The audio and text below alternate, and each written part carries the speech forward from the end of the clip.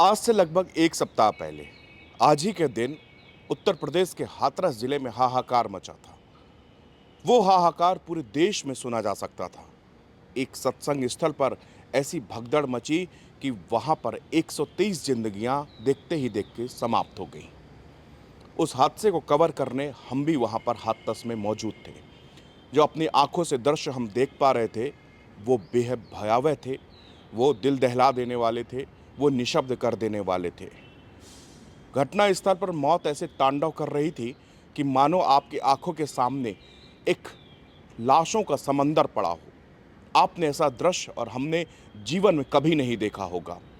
अस्पताल क्या, मॉर्चरी क्या, और सड़कों पर, हाईवेज पर सिर्फ और सिर्फ लाशें दिखाई दे रही थीं।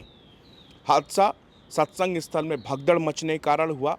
एक हफ्ते में तमाम गिरफ्तारियां हो चुकी हैं। बाबा की एसआईटी की रिपोर्ट आ चुकी है। लेकिन उसके बाद में क्या बदला, आपको एक अमानवीय चेहरा इस हाथरस कांड का आपको बताने जा रहा हूं। आप भी इसको सुनकर अफसोस करेंगे कि आखिरकार वो ऐसे कौन से लोग हैं जो लाशों से भी चीज़ें नोच ले जाने में एकदम गुरेज नहीं करते। मानवता शर्मसार होती है और हाथरस से कुछ ऐसे ही दृश्य एक हफ्ते के बाद ऐसी रिपोर्ट सामने आ रही है। आपको बता दें कि हादसे में ज़्यादातर महिलाओं की मौत हुई है और महिलाएं अक्सर कुछ पहने चाहे ना पहने उनके गले में एक मंगलसूत्र तो आपको ज़रूर मिलेगा।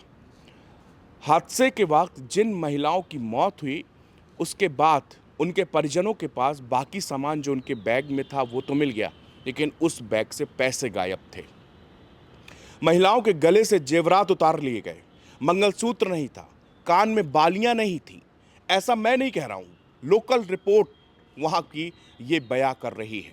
रिपोर्टर्स ने बताया कि एक हफ्ते के बाद भी वहां पर हालात बदल रहे हैं, लेकिन अभी भी मौत के निशान उस घटना स्थल में सिकंदरा राव जो कस्बा है वहां पर बयां हो रही है। लोग आज भी उस हादसे की चर्चा कर रहे हैं। साथ में चर्चा ये भी कह रहे हैं कि आखिरकार उस भीड़ में ऐसे कौन से लोग थे जिन्होंने लाशों से वो बालियां उतार ली, वो मंगलसूत्र उतार लिया। आखिरकार कौन है ये लोग? इनके लिए कोई शब्द नहीं बचा। ऐसा ही मैं मुझे एक हादसा याद आता है, केदारनाथ त्रासदी। केदारनाथ में जब हजारों लोगों की मौत हो गई थी तो वहां पर लाशें नहीं मिल रही थी, कई गांव तबाह हो गई थी, बादल फटा था, भयंकर त्रासदी थी। और उस समय भी कुछ ऐसे लोग वहां पर मौजूद थे जिन्होंने लाशों की उंगलियां या महिला उंगलियों में जिसमें वहां पर रिंग थी उस उंगलियों को काट दिया गया। जिस कान में बालियां थी वो बालियां काट दी गई।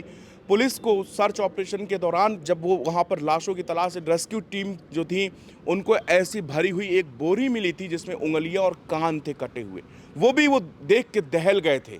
और वैसा ही कांड जब सत्संग स्थल में भगदड़ मचती है तो वहाँ एक तरफ वो लोग थे जो उनकी जान बचाने के लिए किसी भी तरह उनको अस्पताल तक पहुँचने की कवायद कर रहे थे, लेकिन दूसरे वो लोग थे जो उस आपदा में, जो इस भयंकर आपदा के वक्त भी उनकी निगाहें महिलाओं के मंगलसूत्र पर, उनके कीमती सामानों पर, मोबाइल फ़ोनों पर थी।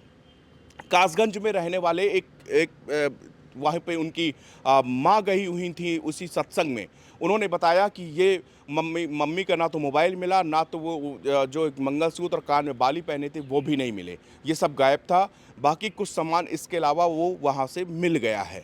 एक पर्स था जिसमें एक बैग था जिसमें कुछ खाने का सामान था, ये तक बरामद हुआ।